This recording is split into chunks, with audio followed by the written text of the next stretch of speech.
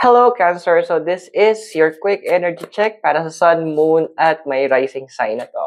So if you're new, subscribe, like, and share. Gamit natin ngayon si The Guardians of the Night Tarot. So tingnan natin anong energy check mo ba. Okay, sige. Okay, so we have here the Seven of Cups, Cancer. Ayun, yung may, alam mo yung kantang So Many Men, So Little Time. So yun naman, so many options, so little time.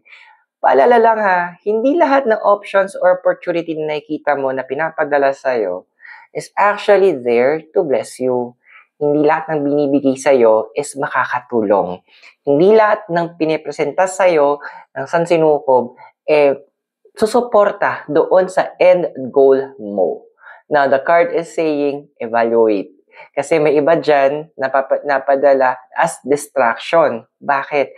Because the universe gusto nyo makita gaano ka ba ka-determine doon sa end target mo.